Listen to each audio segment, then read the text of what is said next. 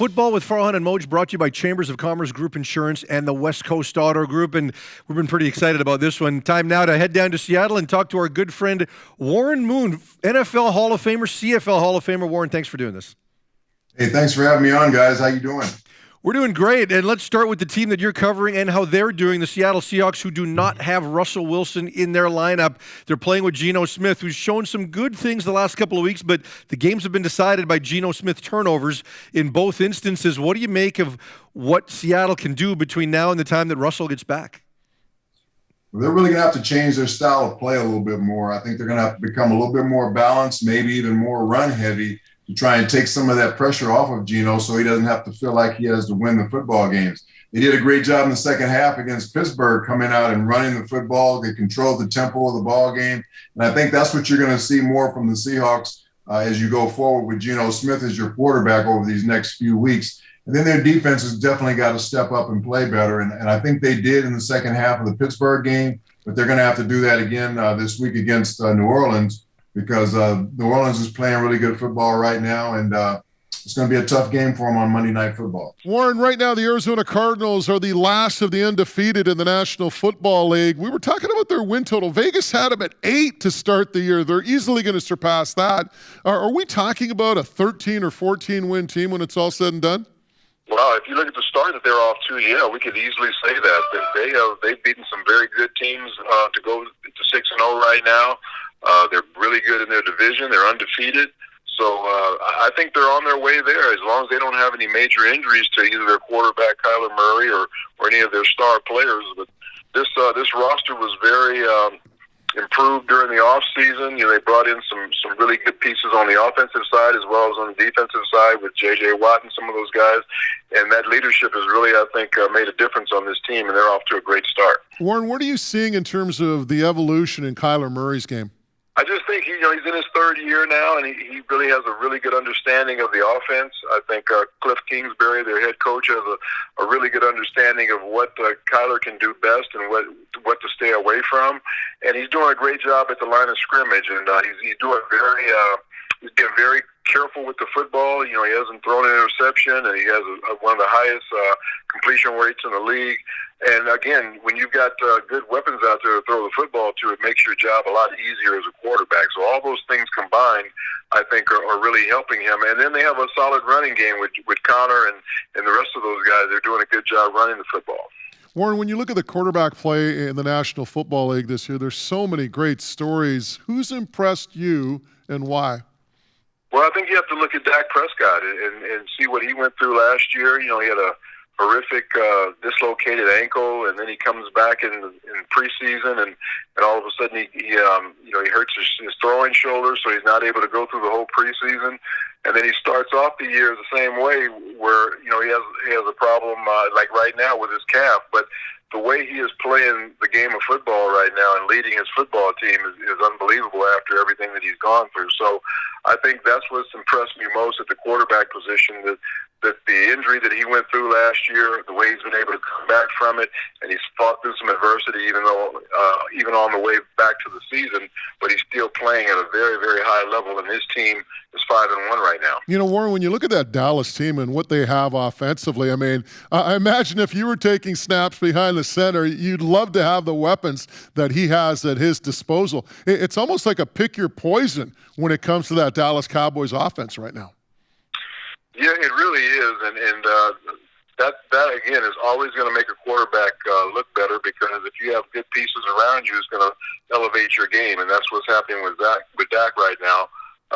He doesn't even have Michael Gallup out there right now. He's been hurt the last 3 weeks, so that just shows you how much firepower they have, and they're only going to be stronger when Gallup comes back off of injury. So, they're off to a great start. Their offensive line so far has stayed healthy, which has been key. And then you've got Ezekiel Elliott playing really well at running the football.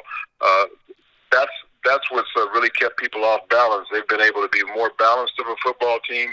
And when they do need the big yards, Dak is able to get those for them with the passing game. But they have really controlled the tempo of the ball game with their offensive line and the running game. Do you like what they're doing defensively? And, of course, you're familiar with Dan Quinn. I mean, do you see that defense being good enough to allow these Cowboys to get to perhaps a conference championship? Yeah, they don't have to be a top 10 defense, but the way they're creating turnovers, that creates short fields for your team. And not only are they creating short fields, but they're scoring off those turnovers. So that defense is playing at a high level. Rod Marinelli has the defensive line playing really active. They're getting after the quarterback. And when the defensive line is getting after the quarterback, that allows those secondary guys to take more chances, and that's why they get those turnovers. So they're playing well on that side of the ball to go along with a very powerful, potent offense. Warren, as we're talking quarterbacks, rookie quarterbacks, there's been so much discussion about this year's class. Who's impressed you the most out of this bunch? They all seem to get off to a pretty good start game one, but once this league and these defensive coordinators get a beat on you, it's going to be tough on them right away. And I thought Mac Jones did a great job in New England the first few weeks, but it seems like the game is starting to catch up with him a little bit. I think Trevor Lawrence is really starting to find his footing. He got off to a pretty slow start, was turning the ball over a lot early, but I think he's starting to hit his stride and start to figure out what this league is all about and become much more comfortable. So he's the number one overall pick in this draft, and he's starting to play like it. We talked about the Arizona Cardinals earlier and what they have done. You look at some of the teams around the National Football League right now, and I mean, there's some very good football teams. We saw the Ravens just manhandle the Chargers 34-6. I mean, they've looked good. I mean, Kansas City, of course, you can never discount them because of Patrick Mahomes. The Buffalo Bills with Josh Allen. When you look around the National Football League, is there any team that you really like, or perhaps a team that might be people aren't talking about, maybe lying in the weeds that you think might emerge? There's a lot of parity in the league right now, which is great. There's no, I think, dominant teams right now. Even though the Cardinals are undefeated and they're off to a great start, I still don't think they're that much better than everybody else. Tampa Bay is starting to hit their stride again. They started off kind of slow, even though they're winning football games.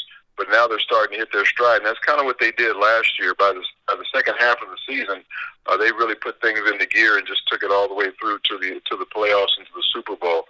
So yeah, there's a lot of really good teams out there. It's really hard to pick one that's maybe lying in the weeds. I think New Orleans is a very, very good football team, but it all depends on Jameis Winston and how well he plays, how well he takes care of the football, because they can really play great defense on that side of the ball. I think they're number 2 against the rush in the league. They have Alvin Kamara in the backfield who can run the football. So it's up to Jameis, and if they can get Michael Thomas back here from injury, they could be a very dangerous team going down the stretch. Yeah, it's funny. We started off talking about the Seahawks, and now I guess we'll wrap it up. Seahawks and the Saints. Man, I just look at this game coming up this weekend, or Monday night, I should say, Warren, and I just see the Seahawks work cut out for them, because if the Saints can put points on the board and make the Seahawks one-dimensional, it could be a long night for the Hawks. It really could, and I think that's why the defense of the Seahawks has got to step up and play much better than they have over the course of the season. They played pretty good last week in the second half against Pittsburgh, but you got to take some pressure off your backup quarterback. Your backup he's in the backup position for a reason, because he's not one of those top flight quarterbacks. So he's not going to be able to carry your football team with his arm or his legs. But Gino's been around a long time.